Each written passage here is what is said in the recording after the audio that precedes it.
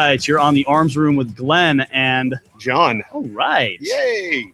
And Tyler. Thanks for having us on. Absolutely. We are down on location today at the AR500 shop, and we're going to be doing some armor shooting. I'm excited. I'm super excited. We've got a lot of cool stuff set up we're going to talk about here in just a minute. But first, I want to talk about my early retirement. Oh, yeah? Yep. How's that going to work out? I totally retired because I sold all my M855 this weekend. Nice. Yep. And all the idiots that bought it helped. So thank you to all you people. No, I'm just kidding. I actually didn't sell my M855. I was going to say, those of you that bought his stuff, call me. Yeah. I have some more to sell you. We were retired together. I'm hoarding. I'm not going to sell my stuff. No. Why? I've worked so hard to get it at cheap prices, right? Buy cheap, stack deep. That's how it works. So what'd you do this weekend, John? What do you got going on? I had a half day of drill and it was terrible. And then I had to go home and prep for a birthday party for both of my children's.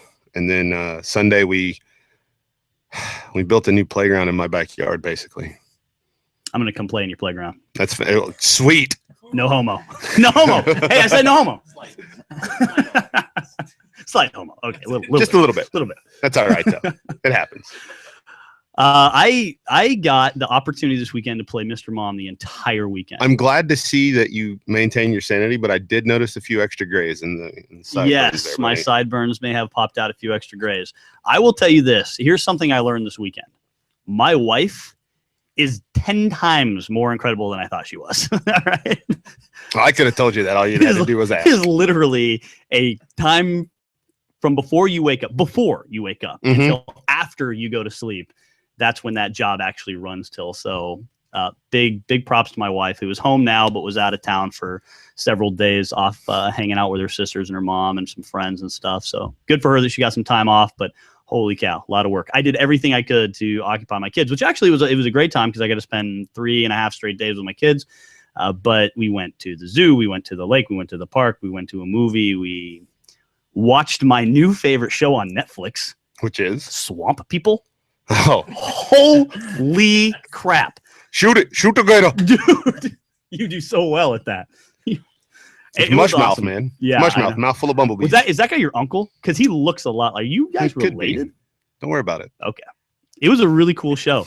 My favorite part was like there's an episode where a guy carries this little 22 Magnum. Dude wears coveralls with like an American flag skull cap, and he keeps a 22 Magnum Derringer in his little chest pocket. And I lean over to my son and I'm like, yeah, that thing's pretty much not going to do anything. Ha ha ha. Right. The dude falls into the water with this gator, straight up saddles the gator, pulls the gator's head up, pulls out that little Derringer and shoots it in the head and kills it. I had to re-examine who I was after I saw that happen. I was blown. I couldn't believe that happened. So it's a cool show. If you haven't checked it out, check. I don't know how many seasons are on Netflix. Several. It's plenty. It's plenty to watch. It's good an entertainment. Awesome show. I love good it, entertainment. I don't watch like normal TV, and I don't really watch a lot of the TV shows, but that is one to check out. I was enthralled by Swamp People. So is that it? Is that all the news we have? Just our wonderful weekends? I think that's pretty much it, man. Cool. All right. I can't think of any other crazy gun. The chick on the East Coast who shot herself in the head with her pistol.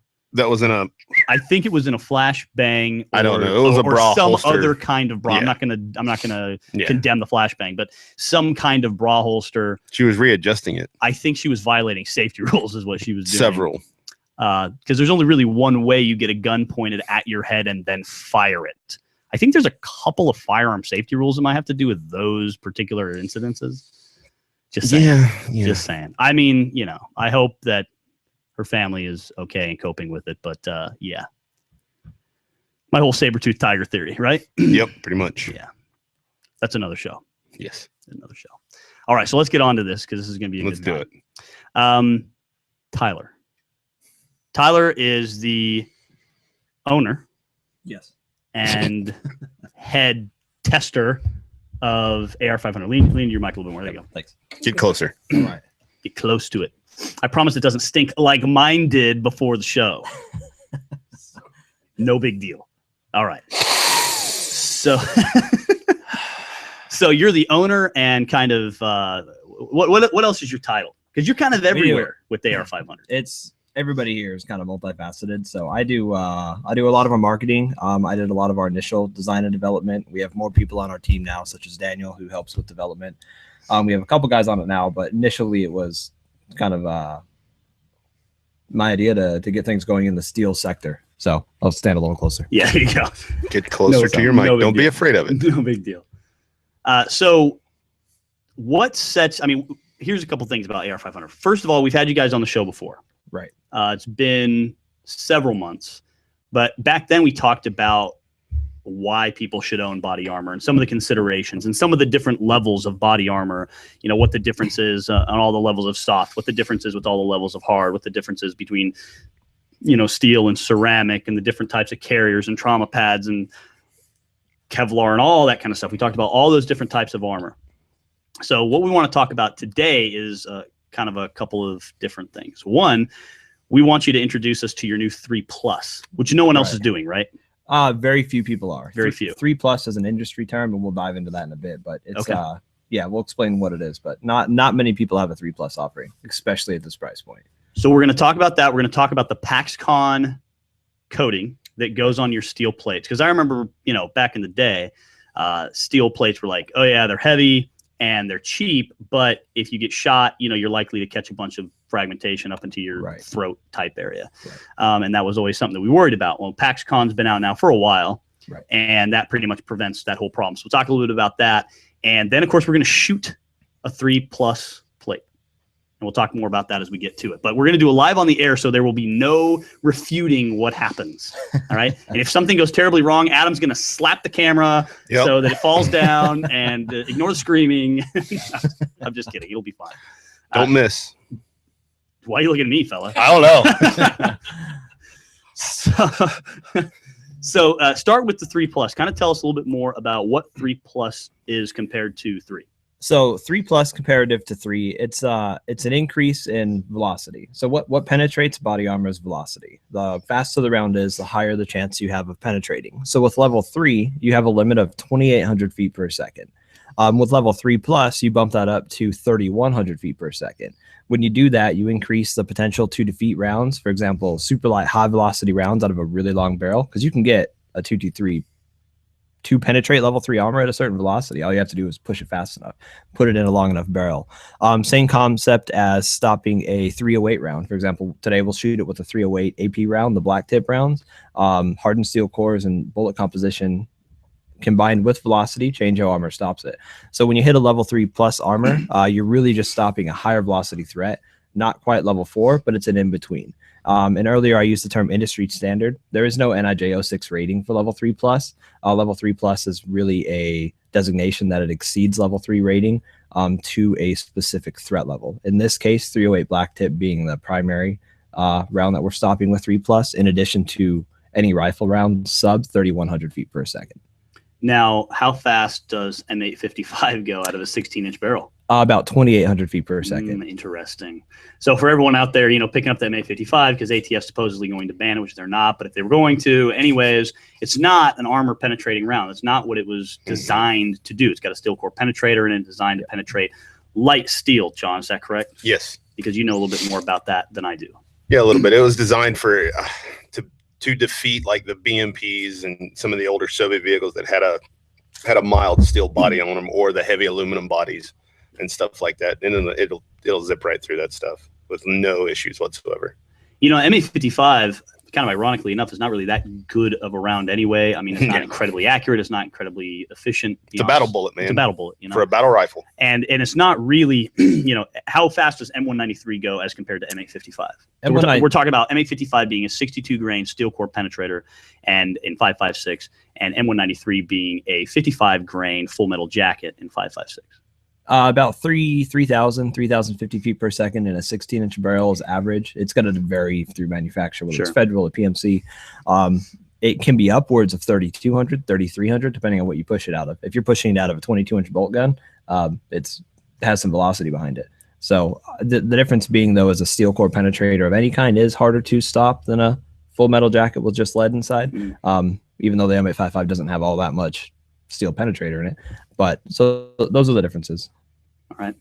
So with 3+, you mentioned NIJ 06, and we know what that means sitting here at the table. But for listeners who have no idea what the heck we're talking about, can you explain briefly kind of what NIJ 06 standards are? It's basically a industry standard set through the National Institute of Justice for body armor, and it sets the scale at what it's capable of defeating. And what that does is give manufacturers across the board a set of guidelines that they have to adhere to meet a specific threat level. And it doesn't just stop at it calibers that it can stop. There's more to it, such as back face deformation. You have to make sure after you stop the round, you minimize internal damage of what happens to you on the other end too. So, and that's what that criteria sets, and it gives you guidelines to when you make a product to meet a set of standards. And so in back face deformation, we're talking about when the round actually doesn't basically punch all the way through the armor, but gets really close to punching all the way through the armor. It basically starts to push out the back of the armor. Well, and even then, it can be far from penetrating. Okay. It won't even be a partial penetration, but you'll still have back face deformation. Right now, we get asked this a lot. How many foot-pounds of energy does the target on the other end take? Which is an interesting question, but it's very difficult to measure. So they measure it with back face deformation instead. So you're measuring the indentation on ballistics clay on the back side of the plate after the impact, and that's how you take that measurement. And what they do is it's a depth measurement. So 44 millimeters is the threshold for level 3 armor. Anything exceeding that is bad. So you want to be under that. So there's two different types of standards, right? Because there was an old NIJ something. There's 04, there's 04s, 06, yeah, and right. there's 08, for example, which is specifically designed for shields. And basically on that standard, back face deformation doesn't matter because it's a handheld shield. You're not worried about it up against your body.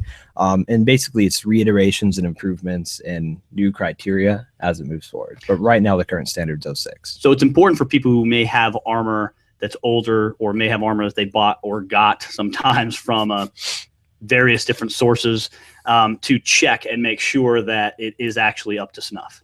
Right, for the NIJ. And there are other standards too. There's FBI protocol, there's DEA protocol for different testing. And you can, so depending on the threat level, or for the military, special threat testing is a big concern, where they're not so much concerned with NIJ standards. That's more of a law enforcement thing. But there's special threats for military. So it goes a lot of different directions, but NIJ is kind of the most accepted standard. But yeah, you want to check and make sure it's rated to something and not just somebody's eBay description on it'll stop this round. So it's a good idea to Google all that stuff, of course, because I mean, there's tons absolutely. of information available out there. This isn't secret information. It's public domain. Oh yeah, you can find it anywhere. So NIJ is a good place to start if you're looking at purchasing armor. You want to make sure it's legitimate, and you want to make sure it's rated to a set of guidelines. Right. So don't be like the guy on YouTube I saw who just strapped a couple phone books to his chest and was like, "This will stop just about anything." And you're like, "Well, I mean, yeah." I'm glad you're testing that theory for us. Glad you're rocking that. Oh, look, there's another saber-toothed tiger in the corner. Saber-toothed tigers, man. I've seen ceramic floor tiles. Yeah, ceramic floor tiles. Those are not the same as ballistic ceramic. Yeah, I've seen some crazy stuff out there on the old interwebs. All right, so let's talk about the Paxcon coating, because that is something that is definitely interesting to a lot of people out there. Every time we mention, hey, we like and prefer AR500 Armor, we go to classes, we show off our AR500 Armor carriers, and we start talking about plates. Someone's always like, well, hold on a second, that's steel. When the bullet hits, they see what it does to our AR500 targets. They see that rototiller effect it has on the ground, and they're like, I don't really want that in my body. And then we try to explain the Paxcon to them, and it obviously it makes sense, but everyone's always still kind of wary about that. So explain that a little bit more to us. So to give you an idea, what we searched, the whole idea with steel, the issue was fragmentation, like you said. So when you shoot steel, it fragments, and that's what we were trying to mitigate. Paxcon is a division of Linex. Something that we spend a lot of time clearing up is Linex. Everybody knows them for a chuck bed liner, and that's what's called a polyurea coating. And it's got a special chemical composition that's ideal for chuck bed lining and sun resistance because it's out in the weather all day. We use a product called Paxcon, which is, again, a division of Linex that is meant for blast mitigation and frag containment. It's the stuff they sprayed the Pentagon with. If you've seen the Mythbusters, which most people have seen, they sprayed a wall with a polyurea coating and they set off an explosion behind it, and it fully contains the wall, but the inside of it shatters. That's the coating we're using. So it's different than a standard truck bed liner in that it's a little more, the elasticity of it's higher, the strength of it's higher, the tensile strength is higher, and that's what allows us to contain the round. So when you properly apply it to a steel plate, you have the ability to contain the round and prevent fragmentation from heading up into your chin, your arms, your legs. So that's the whole reason why we use the coating on the plate is to contain frag. So it's a Line X product, but it's not the same as the Line X stuff I'm spraying in my bed. If you spray a plate with a bed liner, it's gonna have a different effect. It's not quite intended for that, and they're down to the chemical composition of it. They are different products. So now you've got a couple of really great videos on the AR500 YouTube channel. One of my favorites, and I should back up that. I mean, you've got really great videos that show the Paxcon coating. Obviously, you've got a lot of other great videos that show all kinds of rounds being stopped by your armor. But what I really like is the one you have where you take a Paxcon coated plate, you put it in, I think, like a USPS postal box, and then you tie a balloon directly above it, right? So if any spalling comes out, it's going to pop this balloon. Doesn't take much to pop a balloon. Right. And I don't remember how many rounds you hit it with, but it was enough to appease me. I mean, you shot it enough times where I said, yeah, that works. And the whole idea is, and a lot of times when we test it, we'll test the raw plate. Keep in mind, it's also inside of a plate carrier. The round's going to be going through mags or whatever's on the front of your carrier. And anything in between you, the plate, and the round impacting is going to help contain fragmentation. So the key areas you're trying to keep it out of are your neck. You don't want any fragmentation going up. So that's what you're trying to mitigate with the coating. So as long as it does that in any way, shape, or form, that's what we're going for. Now, you did send us several years ago, I believe, when you guys were kind of first getting into the Paxcon, you sent us a couple of plates to test, and we tested them out, and I should have taken pictures of them and put them up on our Facebook page or something, but I was incredibly impressed because basically what I did was I took a plate and I broke it in. I just took a crayon and drew like 9 sections, and I shot it with 9 different calibers. And even right on the edge, I'm like, I will break the edge of this Paxcon off. You know what I mean? This will work. And it didn't. We hit it with 22, 9, 45, M193, M8 55. We hit it with a 45 ACP, a 45 long. We hit it with a 308 ball and one more thing. I don't remember what it was, but then we hit it with a 12 gauge slug. I mean, obviously at this point, some of the Paxcon starts to bust off because we're hitting, especially a 12 gauge slug. I mean, it tore a fist size chunk out of there, but it contained all of the round. We put ours inside a cardboard box so that, again, you could easily see all the fragmentation. I mean, minimal to the point where we had to look for it to find it. It was absolutely tiny. And that was really only when we hit it with the bigger guns right toward the edge. And that was several years ago. The Paxcon coating's only gotten better since then. And now you guys actually lap it over the edge, right? Yeah, we do. We use, so there's spraying a plate. It's a spray on coating using a big heated, 255-gallon drums and a heated sprayer and all that fun stuff. It's a serious application, but it's more of an art form. It takes a trained person to spray a coating and to spray a plate properly. For example, rolling it over the edges to get the edge containment. As you mentioned, edge shots in any armor have always been a critical aspect of armor. Usually 1 inch from the edges is your true ballistic protection area. Because we use a steel core, we get protection to the edges, but the same concern goes, we need to contain frag at the edge. And that's always a more difficult task. The higher caliber you step up to, the less chance it has of containing it fully, but it still does much more with the coating on than just raw. So if you were to shoot a raw steel plate, even our steel targets, you can see what happens to the wood, even your wood stands and whatnot, or you'll see the lines in the ground. So even if you have an edge shot, having the coating on there, it gives the fragmentation somewhere to hit against instead of straight up into you. It's at least creating some resistance, reducing the chance of harm from frag. So before we go on break and we get ready for our shooting, which we're going to do after break, which we're excited about, let's talk a little bit about steel versus ceramic, because that's always a question that the people bring up. They go, well, hold on a second. This is still only level 3. My ceramics are level 4. They'll stop 1 round of 36 or 30-06 AP or armor piercing, and they're multi-hit capable. And one of the things that obviously the biggest disadvantage to steel is the weight. Oh yeah, it's really the only disadvantage, I think. Right. It's smaller, so it's less thick, meaning it's easier for me to be not as thick when I've got my plate carrier on. If I need to get lower to the ground, just getting in and out of vehicles, stuff like that, I'm reducing my kind of overall footprint, so to speak. And that's a huge advantage. A cost is obviously a huge advantage. What is a front and back 3+ through AR500 Armor cost? They start at $90 each. So you're talking about $180 for front and back. Yeah, that's about the cost of one comparative level 3. That's one ceramic plate. Yeah, that's one, exactly. And my ceramics are a little bit more fragile. Yes, you can beat up a ceramic pretty heavily. you know, and not crack it, but they can potentially crack. Steel's obviously never going to crack. Right. And as far as multi-hit capability is concerned, we were talking before the show about the guy out at Demolition Ranch. Again, you can check out his YouTube channel because the video's on there. He hits one at relatively close distance with 90 rounds of M855, and I think only 2 of the 90 actually zip through.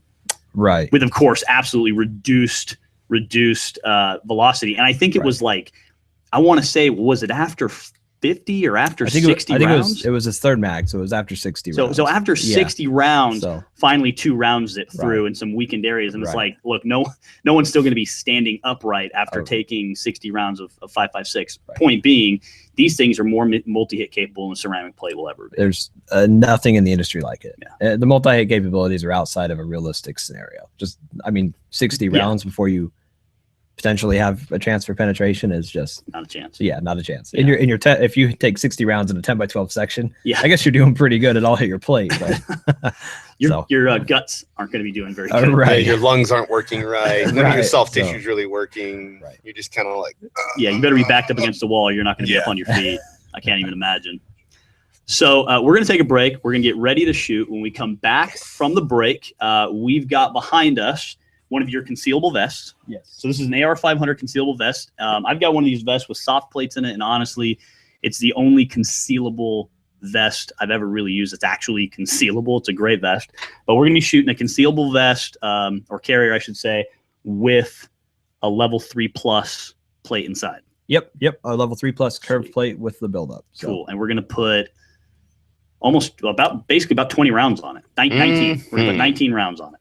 So we're gonna see, what this thing has capability wise, and we're relatively close. We're 5 meters away, so we're gonna be pretty close up on top of this thing. This will be a pretty good test. All right. So when we come back from the break, we're gonna be doing some shooting. You are listening to the Arms Room. Would you like to own a thriving business and help employ local veterans? The Vetraplex Handyman Construction and Landscape business is the opportunity you've been waiting for. The Vetraplex is your gateway to an affordable startup business with 0% financing for qualifying owners. By owning a Vetraplex franchise, you will be hiring veterans, providing them both income and opportunity, while at the same time providing your customers a way to say, thank you for your service to our nation's veterans. For more information, visit vetraplex.org. Again, that's vetraplex.org, or call 928-284-2022. Breaker 19. How about that bandit? You got them ears on, son? Have you ever wanted to be a truck driver? If so, pay attention. If not, pay attention anyway. Southwest Truck Driver Training offers everything you need to get started. You can get hired before you begin training. They've got GI Bill approved training facilities, day, night, or weekend programs to fit your busy schedule. And if you have any questions, no sweat. They've got veteran supportive campuses with veterans on staff to serve you. And on top of that, they have lifetime job placement assistance. Put the pedal to the metal. Call Southwest Truck Driver Training today.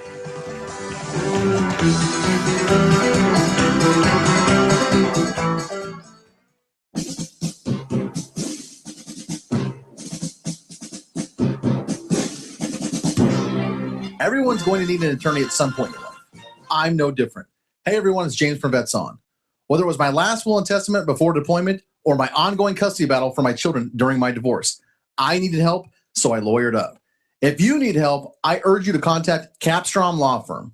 Capstrom Law Firm in Springfield, Missouri services clients throughout the state in criminal law, personal injury, and family law.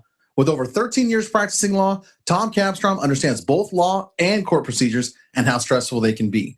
Let Tom Capstrom Law Firm and his dedicated staff take the stress and worry out of a difficult situation by calling him today. We feel so strong about the work that Tom and his staff are doing that he'll be a monthly guest on the show. Tom is a veteran and a listener, for God's sake, so you know the guy is solid and will fight for you. Give Tom a call today by calling 417-864-0552 or email Tom at capstromlaw.com. And don't forget to tell him that Vets On sent you. The choice of a lawyer is an important decision and should not be based solely upon advertising.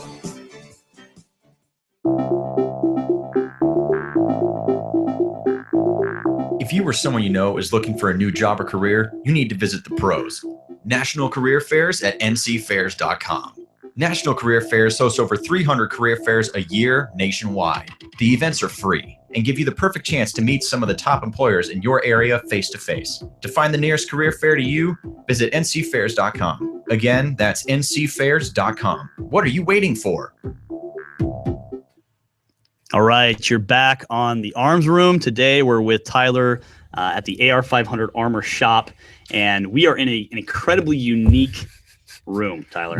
I'm extremely jealous of this very room. I'm going to build one of these in my house someday. The most fun room in the building, for sure. So we basically have an indoor shooting range at your shop with sound barriers. It's fully enclosed, so Okay. it's 50 caliber rated in any given direction. See, I knew I should have brought the 50 cal. Sound deadening material, so you know it's fully contained, it's ventilated, and this is where we R&D. This is where we make it happen. So we test everything. So we do have there. full ventilation. We've got a solid backstop back there. Yeah, we have. Nothing's going through this. Nothing's So going through. You couldn't carry a gun in here that would blow through the back of our booth. very, very challenge accepted. Recoil his rifle. So what we're gonna do is we're going to talk a little bit about our safety. Everyone, we do have some crew here. We do have this medic type individual, just ish. He's a medic-ish, just in case something happens. You guys are familiar with Matt. He's on standby. We've got some of the other AR500 Armor guys here. Obviously, we've got Adam. We got another cameraman here. So we've got some crew in here. We got witnesses. We have witnesses. All right, this is for real.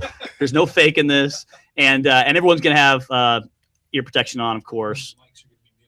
Yeah, and Adam's gonna mute the mics first couple of shots. Now, all the firearms we're gonna shoot are gonna be suppressed. We're gonna start with the 45 ACP. It's coming out of a. How many series of shots are you gonna do? So I know when to. Okay, I'll let you know there in a second, Adam. So we've got an HK 45. Yep. With an Osprey can. Yes. Right. Yep. And then we are going to shoot what kind of 5.56 is that? That's a LaRue. Okay, so we've got the LaRue. Is that an OBR? Predator. Predator. Okay. So we've got a LaRue 5.56 again with a YHM can. Yep. Titanium. Yep. Cool. And with the 45, we're going to be shooting 230 grain ball. Total metal jackets. So. Okay, so TMJ, and then 5.56, we're going to be shooting XM 193. Yep, Federal XM 193. So this is the scary stuff. This is the stuff that can punch through level 3. It can, yeah. It can push to the it's right. Pushing the velocity, envelope. It can. Yes. Right. Yep. And then we're going to be shooting a Scar Heavy 7.62, and we're going to be shooting some AP rounds. Yeah. What grain are those? Do you know? That's a good question. I think I want to say 168. Either way, they're zipping pretty fast, and they're designed to penetrate armor. It's a hardened steel core tip. Or a hardened steel core, so they're true AP black tip rounds. Cool, and we're gonna be hitting the armor with that. Cool. Sounds all right. Anything else we need to know about the guns? They're ready to go. All right. So we're gonna shoot. I'm gonna shoot 5 rounds of 45 ACP. I'm gonna hand the gun over to John. John's gonna shoot 5 rounds of 45 ACP. Then we're gonna check the plate. We're gonna go get it, bring it back, show you guys what happened. And then we're going to do the same thing with the 5.56. I'm going to put 3 rounds on. John's going to put 3 rounds on. And then we're going to do the same with the 308. I'm going to hammer it twice. John's going to hit it once, and we'll go get the plate, bring it back, and see what happened. Fantastic. All right, so here we go, guys. Eyes and ears. Woo! My glasses are dirty.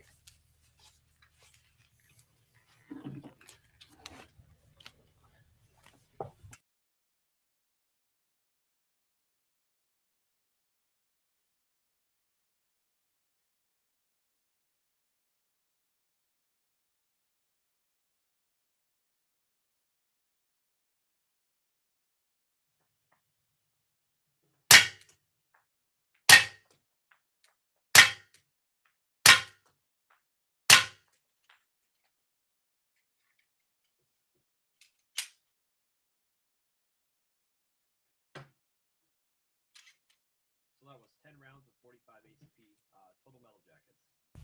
All right, go get the plate. Check it out.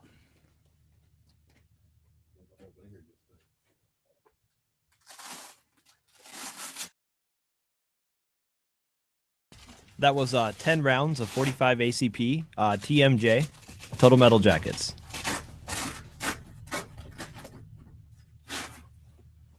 Nice.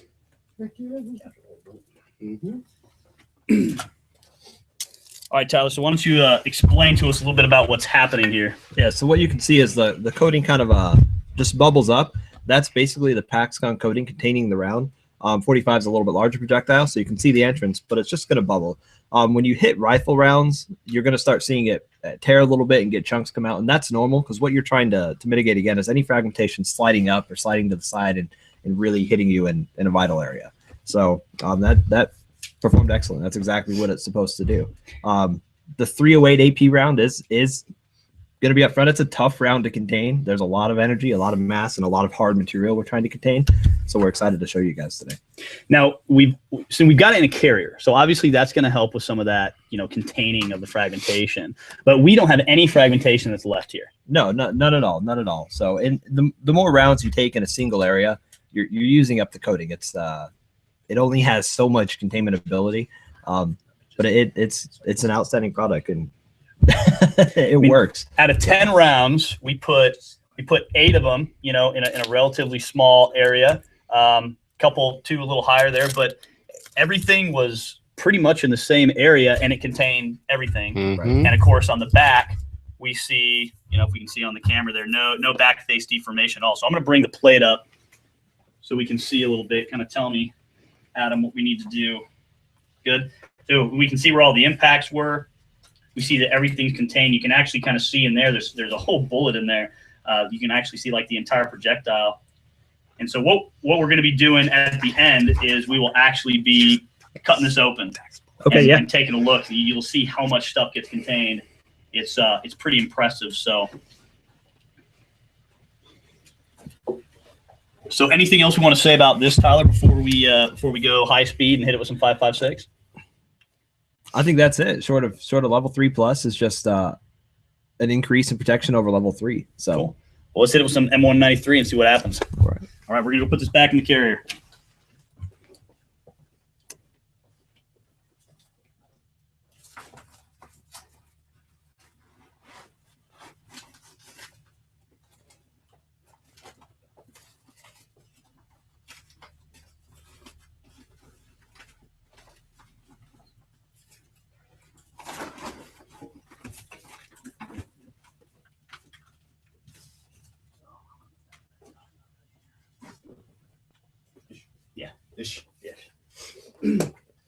All right, you guys, eye and ear protection. And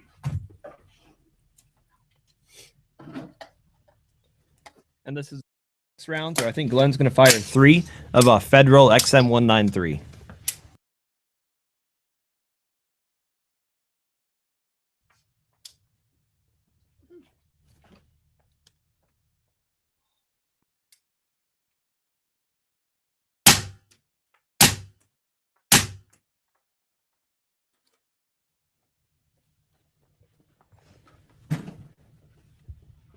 I don't know if you can see on the camera or not, but you can kind of see the smoke coming out of the Paxcon coating after the round's kind of contained. It's kind of neat to look at. What is the smoke that's actually coming out? It's basically from the inside of the coating when the round is basically fractures on the steel. You can kind of see the smoke come out of the coating, and it comes out of the pores of the bottom. It's interesting. So interesting. All right, we're gonna go down and grab the plate. Totally stumbled over that. We're gonna go down and grab the plate, and then we'll be back.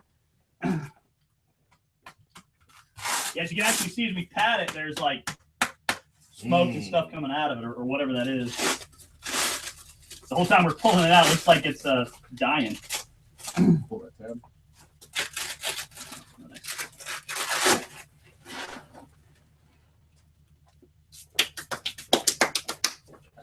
Sticker. All right, so explain to us what we're seeing here. So more containment. This is kind of what I was talking about. That's completely normal, and that's an acceptable result. Still fully contained. You can see the closer you get to the edge, you're more likely to tear the edge on an edge shot. But what you want to not see is kind of a fragmentation come out of any of the corners. So this is a good result. Again, everything's fully contained. The higher caliber you get, the harder it is to contain. So we build these specifically for a 308 and the thickness. I think it's going to do a good job. So one thing, I tried to do with my shots is spread them around a little bit more so we wouldn't see so much of a containment like we do with the 45 where everything's just bubbling up in the same area. So I shot one up here where I thought was a little bit higher to the edge and, a couple spread out. Looks like John went straight up marksmanship on me and shot them all pretty much in the same area. But yeah, well, you know, I had to redeem myself. after those flyers on that 45, Yeah, it happens. So I spread mine around a little bit to see if we could get some different results. And as you said, you know, it broke apart. But one thing I'm going to do, I want to go down and get the carrier and kind of show everyone what's going on with the carrier, because even though we did have a little bit of Paxcon break off right here, it didn't really do anything. Yeah, that's Totally completely contained the normal. round. It's preventing fragmentation from hitting you. So that's the whole philosophy of it. Cool. So I mean, if we take a look at the carrier, we see round entry, pretty much it. So let's take both of these things over to the camera, John, and show the camera what's going on.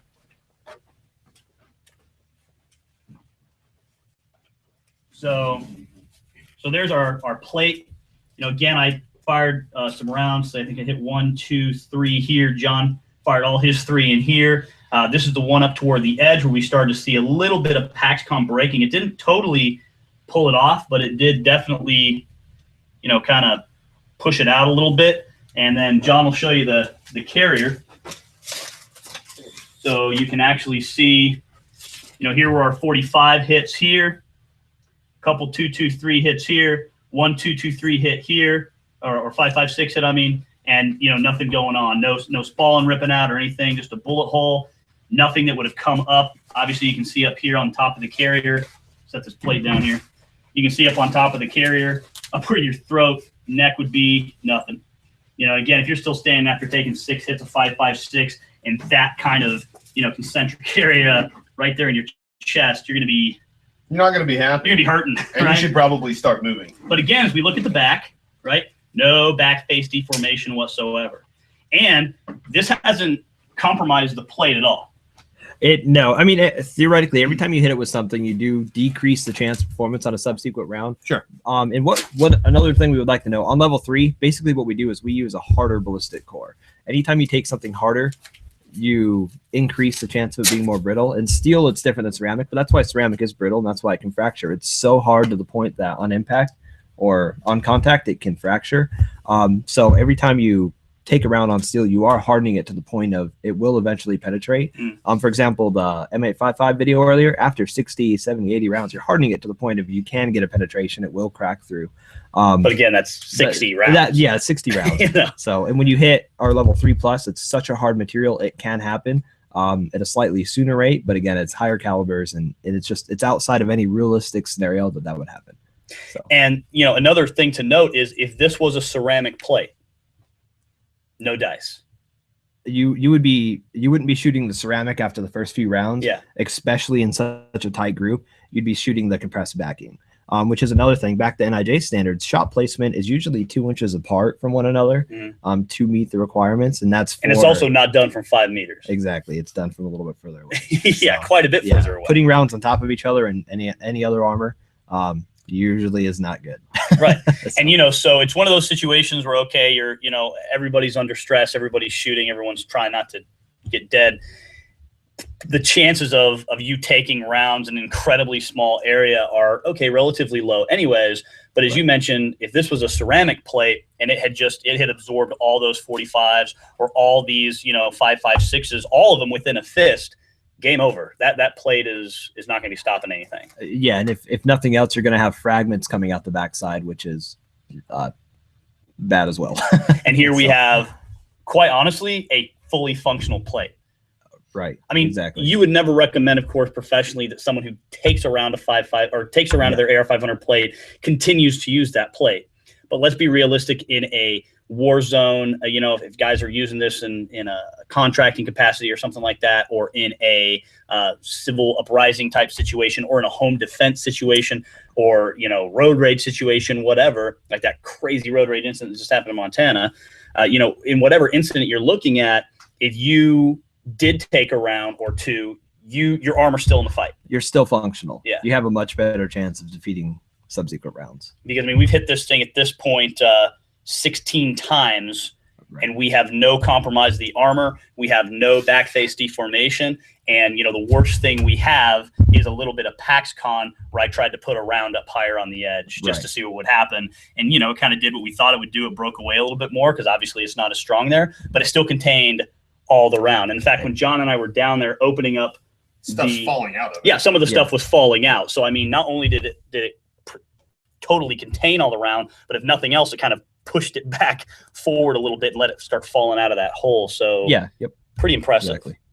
All right, so now we're going to take it up a notch, and we're going to hit it with some 308 armor piercing rounds. We're going to do 3, and this time we are going to do something a little bit different. We are going to hit it a little bit separate distance so that we can see how much it blows off, because if we just shoot 308 all in the same spot, it's going to blow a huge chunk out. It's a tough round to contain. We'll stop it, and we'll contain a good portion of it to the point of keeping it safe, but it won't look as sexy as the as the 45s and where it stops and kind of encapsulates it. So right on. All right, well, we're going to go put this back up.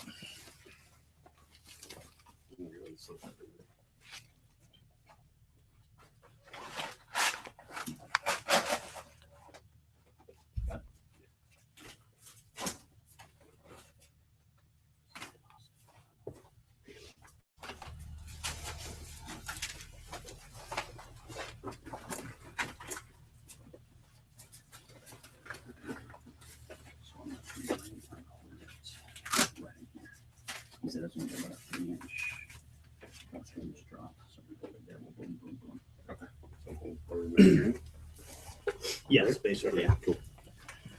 All right, so we're going to move over to the Scar Heavy shooting 308 AP rounds. I've got to move the can over real quick, and then we'll get fired up. And a quick thing to note on level 3+, R3+ is designed to stop 308 AP. That's not the same throughout the industry. 3+ is kind of a specific term.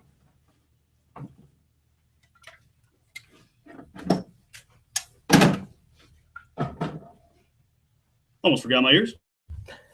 Eyes and ears, everybody.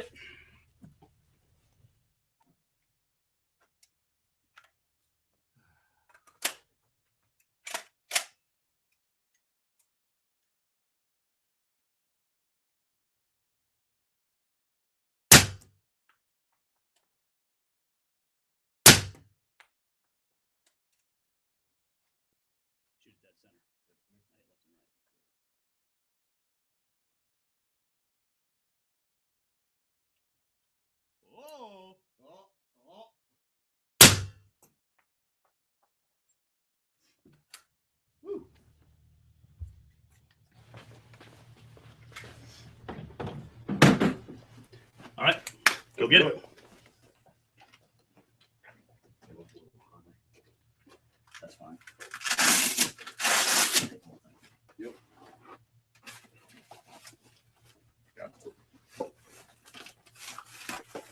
All right, so I kind of wanted to pull this off. We'll get a little closer to the camera, but when we pull this plate off out of the carrier, we're gonna have some stuff fall out.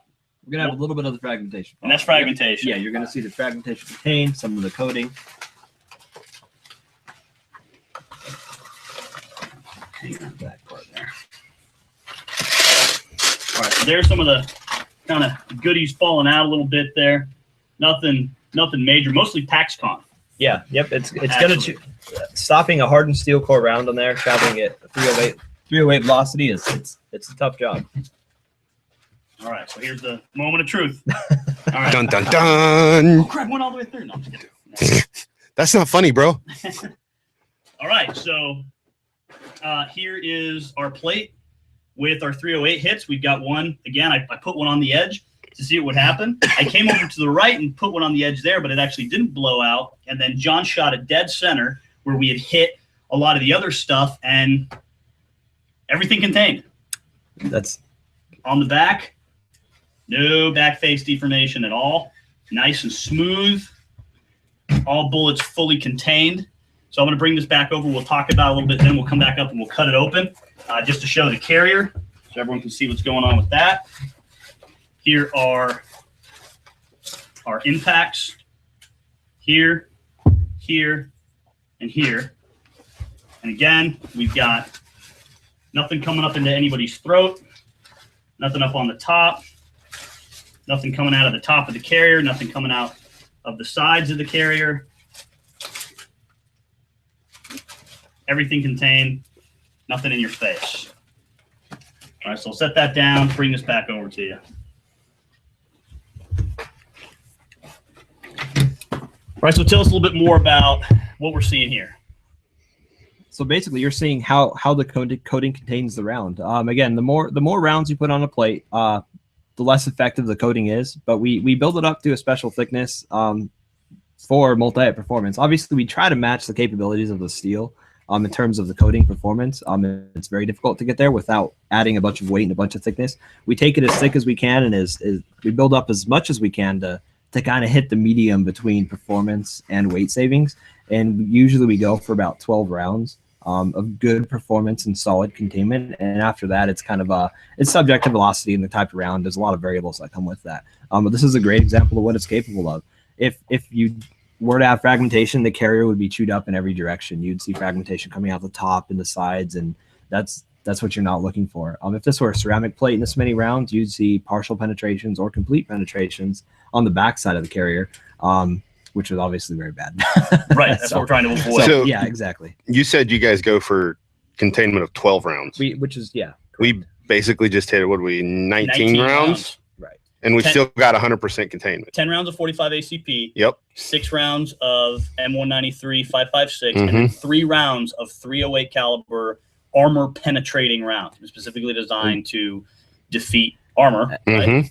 And we've got a tiny little crack here on the edge of the Paxcon, which isn't really going to do much. By the time the round impacts the steel, it contains in the Paxcon coating, and if any of it does make it out the side, it's not traveling fast enough. I mean, you can't even see penetration on the side of the carrier. If it's not traveling fast enough to penetrate 1000D nylon or cardboard box, you're fine. Yeah. Yeah, exactly. It's not going to kill cardboard box. Yeah. I think you're going to live. You're going to live. Yeah. And we had a few comments on the box. It's a cardboard box. If it didn't go through it, you're fine. Yeah. Yeah. So, well, and then over here, I mean, you can see, we'll come back over the camera. We'll cut this open so everyone can see, but it's pretty thick stuff. And I mean, that's super contained. And we're talking about an armor piercing round here. The only step up, everything contained. The only step up from the 308 black tip, I think, correct me if I'm wrong, was the 30-06 AP or M2 AP. And right. That's a level 4 system. You can't really stop that with a level 3 plate, but that's a tough round. I mean, there's not a lot of level 3+ plates out there that will stop a 308 black tip round. So, and you're also looking at something like 30-06 AP. Even ceramic is one hit. Right. You get one hit, and the plate is compromised, and now you better hope you don't get one more hit. And how many? What's the odds of you coming up against 36? Or 30-06, excuse me, M2 AP. Not very good. Slim, right. At best. So you're looking at, I mean, I'm impressed. We've got 19 rounds, whole bunch of handgun rounds, didn't even phase it. Hit it with some M193, didn't phase it. Hit it with some 308 armor piercing rounds, didn't phase it. We're talking about 5 meters away. And backface deformation, you can't even measure. And nothing. I literally, with my eye and with my hand, I can neither see nor feel any kind of deformation. And something we want to mention is we get asked about energy transfer a lot, and people assume from movies that you're going to get thrown across the room if you take a round. The force the shooter feels, less the recoil system of the gun, is going to be what's felt downrange. The plates mitigate a significant amount of energy, and they disperse it throughout the plate, and that's shown by having no backface deformation. So in terms of what you'd feel on the other end, it's going to be a lot better than some systems that have extreme backface deformation, because that's energy not transferred to the plate. That's energy transferred through the plate to your body. So that increases your likelihood of injury anyways. Right. Now, how about the trauma pads you guys sell? Because that's, I mean, I know as soon as I saw your video on trauma pads, and I was like, I got to get trauma pads. You know what I mean? Like, I need those things. Our plates are outstanding in backface deformation anyway. The tolerance is about 44 millimeters. We come in at about 8, which is in industry leading low in performance. But the trauma pad mitigates that even further. It takes it to a level of just unmeasurable. You can't even measure it with short of using some very high-tech calipers designed for that. And those are relatively inexpensive. What are they for a pair? It's like, because this is a 10x14 plate. That's a 10x12. 10x12 plate. They're about $30 each. $30 each. So you're talking an extra $60. Yep. But that completely not only helps you to absorb the impact, right, but is also, should, heaven forbid, there be back face deformation because you do get hit with something really big or whatever, you're also going to mitigate the injury felt by that. Exactly. You guys do a great test on that using some ballistic gelatin, right? Yeah, and it's ballistics clay, and you can see an indentation in the clay without a trauma pad and with a trauma pad, and it shows you the true mitigation of what it does. And there's like it's an almost immeasurable. Yeah, basically when you have the trauma pad, we call it's zero trauma. There is no trauma with when you're using the trauma pad on a 308 caliber. But otherwise, I remember watching the video. You know, that round hits and it's pretty good deformation into the clay. Yeah, and that was only about. I think that measured about 8.5 millimeters or something around. I mean, it was still incredibly low. It was almost non-existent. Yeah, but still, it was enough that you could kind of sort of see it, and that could be more energy transfer. So why not spend the extra, at least on the front plate? Right. Spend the extra $30, and it adds a comfort factor. It's an extra cushion in between your plate and your body. It's a little under a 1/4 inch thick, so it's still even with a 1/4 inch thick trauma pad and this plate, you're only 3/4 of an inch in your armor system. So you're still less than some ceramic plates out there. So it's a good option. Trauma pads are a great option. Well, in my micro carrier that I got from you guys a few weeks ago and have been rocking and wearing and carrying in my truck everywhere I go, I got the trauma pads in that, and absolutely it makes a difference with comfort. Right. Absolutely. I mean, it's so the carriers that you guys make are really comfortable, and they're purpose made anyways. I mean, you guys really thought them out.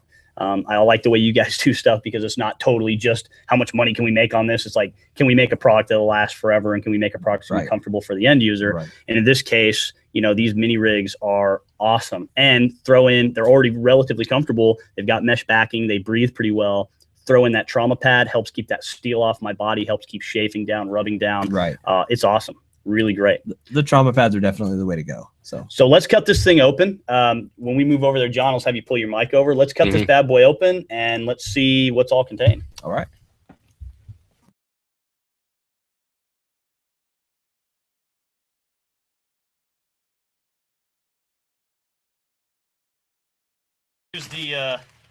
Here's the carrier. I don't think there's really anything else in there. Nope. Again, you can see obviously nothing in the back. Good holes in the front, no spalling, no place where anything's blowing out the side or any of that. So complete containment of the round. And like a big screwdriver where we got the jam in here. Show me that big old knife, big fella. All right. All right, so you can break an AR500, will buy me a new one. So I'm going to start here where we hit it with the AP round. And what's the best way to do this, Tyler? There is no good way. It's a pain in the ass. This stuff is really strong, man. It off is the most effective way. All right, medic, stand by, because I'm putting a lot of pressure on this knife. No. It's going to be. We'll wreck a set of trauma shears, I'm sure. We can bring a 12-gauge slug out and pop it a few times. That'll definitely knock it off. So I'm just going to try to. I've cut this back a little bit. There's the AP round. So there's the steel core of the AP round, or what's left of it after it got stopped. Obviously, there's all the jacket. There's another chunk of steel core. So that's the AP round. You see, it's totally contained. Every part of the bullet in there. Let's see if I can attack this 223 action right here. Man, this stuff is really strong. Which, of course, is just another testament, I guess, to how good this stuff is. One in his pocket. Aren't you using your Kershaw? Really am I an idiot? This through what? Do I look stupid here? Of course not. I'm not going to use my knife. Well, no. All right, so there's all the it's part of the what's left of that M193 after it blows out. I mean, there's still some more stuck in here, but I want to try to. Boy, I don't think I'm going to cut through that. I really want to get those bullets in there.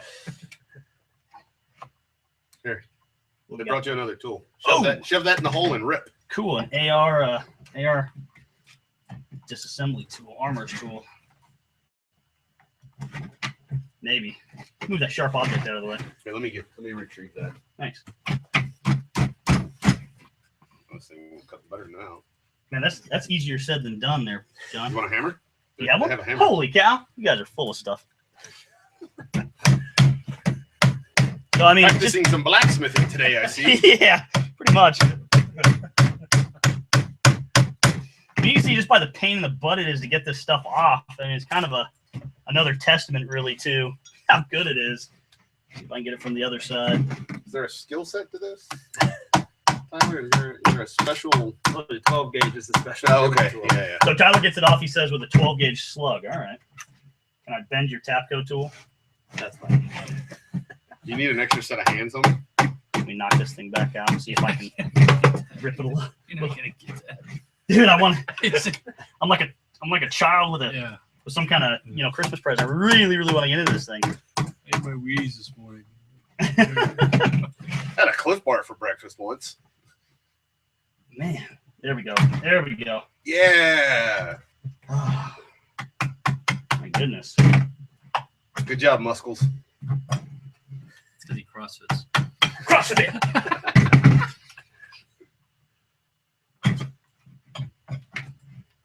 Yeah, so pretty serious stuff. Now, is this stuff just held on by the adhesive that it basically No, what has we do inherently is in it, or we use a special compound when we prep the plates for coating that gives it the adhesion that we get. So Okay. that's one thing. Another thing that sets us apart during our production process. so your higher quality standards are what's blamed for this thing? Yes. Pretty much. Because this stuff is, I mean, They actually use some of Superman's old skin cells. boy, We're running out. Apparently. We're using what's left. Yeah. there we go. Just use the blade on there. Easier said than done, man. I'm trying to just rip See, it. here's the problem. We don't have a Marine private in here to do this. Because had we had a Marine private, this thing would have been completely broken broken this in thing. half by now. We'd have broken this thing already. I saw kind of a funny Marine post that our Marine listeners are enjoying. I saw a post that said, there we go. That said, an Army infantry shoots a bad guy once, puts him down. Marine infantry shoots a bad guy once and then stabs the hole for bonus points. Yes. Thought that was kind of funny. Figured you'd enjoy that, you little jarhead. Oh, you're losing. I know. Yeah, why don't we just hold this back a little bit? Here. All right, pull back. Ready? Use those big muscles that they give you. All right. So there's all but one. No, there's more. Oh. There's more, but this is what the 45 did. So you can see it's obviously flat. And let's see if we can, now that we've got it going, maybe I can, without punching myself in the. Don't run that thing into your crotch. I got the whole fire team already. I'm good to go. Maybe. No, guys. Get my fingers out of there. Don't be scared, dude. I just want to get the, there's a little bit more, and I just want to kind of peel it back and show. I mean, there's I have to think all we're going to really waste our time with, but there's a ton of stuff here contained, all of it contained. And one thing I really want to show is that on the plate, nothing, not even a mark. I mean, other than where I was dragging that tool across, it just kind of scuffed it up. There's literally not even a ding. Here's where all the 223 and 45 was hit, and there's literally, other than a whole bunch of lead and crap, literally nothing, no marks, no dings, no dents. Pretty impressive, Tyler. We spent a lot of time on the 3+ core getting it. I mean, it's tuned for this application. We don't just buy material and use it for this application. I mean, it's specified for us, treated to our specs. All right, let's take a seat. All right, so as we wrap things up, obviously we've showed that this stuff works. There's really no doubt that the armor does what it's supposed to do. There's no doubt that it doesn't spall, that it doesn't send a bunch of fragmentation out. 19 rounds. Again, you want to see that crazy video where the guy off of a demolition ranch hits it with 90 rounds. You can go to his YouTube channel and you can certainly watch that. So there's plenty of proof out there, especially here on our show live. We have no opportunity to edit this stuff. Right. I mean, there's no way that we could make this other than turn out any other way than it actually did. So anything you want to add as we wrap things up, Tyler? We make everything in-house, and we take pride in what we do. We test it here. We build it here. Everything we do from start to finish is made here, from cutting the plates to forming it to prepping them to coating. And we take pride in that. We're an Arizona-based company, and we're proud to be here. We have a staff of about 32 people now, and we're everything from our soft armor to our carriers is made in-house, and we enjoy doing it. We're creating jobs. We're building a good product. We're keeping prices affordable. And that's, I think that's what's kind of set us apart in the industry. We kind of came into it a little bit differently than what other people are doing. So, well, you know, I see a lot of kind of comments or complaining on your various social media posts. People talk about lead times and, you know, I ordered mine yesterday. How come it's not here? And stuff like that. And the reality of things is most people in this industry, most customers in this industry are not familiar with these long lead times. You know, for those of us in the industry, we know that we order a custom rifle, it's not going to be here for maybe 6 months. It's not to a tomorrow. Year. It's not you know, tomorrow. We order it's not a custom holster. We're lucky if we get it in a couple of months. And certainly you guys have always been pretty upfront with your lead times. Right. I saw a post just the other day where you had increased your staff and production time and everything to cut that down. And yeah, we make it, you know, we don't just have hundreds of thousands sitting on the shelf. We're making them daily. We make them every day, all day, weekends. We run second shifts. We're making them as fast as we can. But one thing we'll never do is cut corners to make it a little bit quicker. We're not going to sacrifice quality. We're going to take the time necessary to do it right, make sure the product's good when we put it out the door.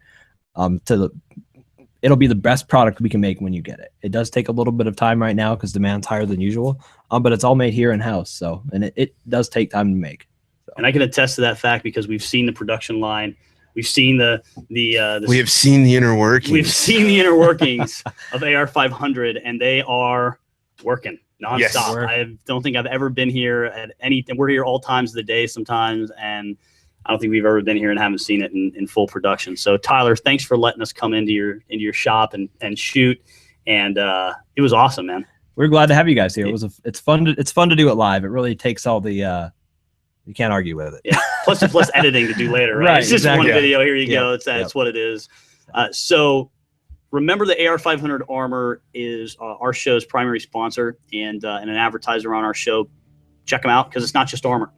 There's armor. There's some survival supplies. There's med kits. They now carry some independence training med kits, the larger ones. They make their own Epics, which is kind of a version of the IFAC. Right. And they carry red wire gears, slings. Yeah, keep an eye. Those are coming extremely soon. Like I hope so. a few days soon. And that's a good sling, fantastic. So we're excited to have those. And there's all kinds of other things you guys carry, lights and holsters and tons of gear. You know, HSCI is one of your guys' big providers of pouches and things like that. Condor, of course. So there's tons of stuff that you can get from AR500 Armor. I would almost call them like a one-stop shop, really. And what a lot of people don't know is we don't advertise it so much, but we have a walk-in showroom. You can come down here, you can try stuff on, you can purchase locally.